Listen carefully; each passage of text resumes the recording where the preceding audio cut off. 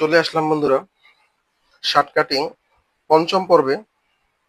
দেখতে পাচ্ছেন নিচে একটা সমান করে দাগ দিয়েছি যাতে করে কাপড়টা সোজা হয়ে যায়।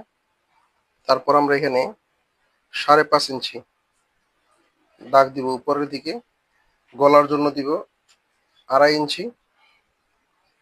কাঁধের মাপ ছিল আমাদের 18।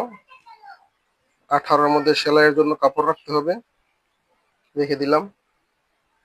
এখানে 4 ইঞ্চি কাপড় রাখলাম, পরে আবার এখানে একটু কাটিং করে কমানো হবে। এখানে হচ্ছে সেলাইয়ের কাপড় সহ 18-র পরে সেলাইয়ের কাপড় সহ আরো একটু বাড়তি নিতে হবে, কারণ এখানে একটা শেপের ব্যাপার আছে।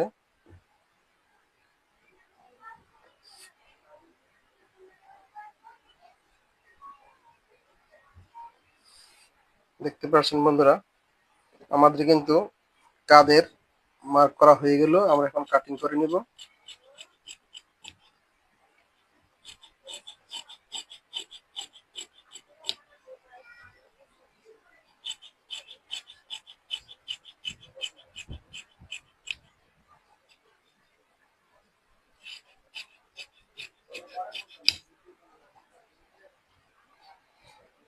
দেখতে পাচ্ছেন আমাদের তিরাটা কিন্তু কাটিং হয়ে গেল। এখন শুধু এটাকে একটু ফিনিশিং দিতে হবে।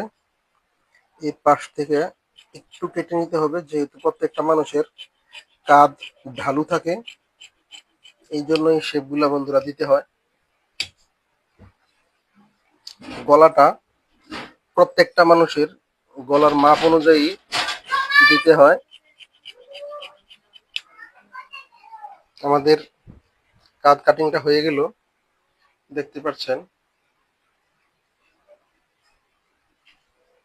পাচ্ছেন বন্ধুরা, আমরা নিচে একটা কাপড় রেডি করে নিয়েছি যাতে কোনো দিকে আঁকা বাঁকা না থাকে।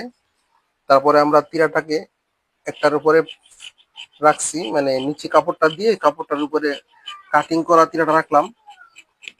তারপরে ওই বরাবর আমরা কেটে নিচ্ছি। কিন্তু বন্ধুরা, সব জায়গায় বরাবর কাটলেও এই সামনের সাইডটা কিন্তু বরাবর কাটিং করা যাবে না। এখানে ভিতরের যে পাটটা 1 সুতা পরিমাণ বাড়তি রাখতে হবে। এর কারণ কোনোভাবেই যেন উপরের কাপড়টাকে টান টান করে না রাখে, মানে কাপড় যেন লুজ না থাকে, কাপড়টা যেন টান টান হয়ে থাকে উপরেরটা। নিচেরটা লুজ থাকলে অসুবিধা নেই, কারণ এটা কেউ দেখবে না, কিন্তু উপরেরটা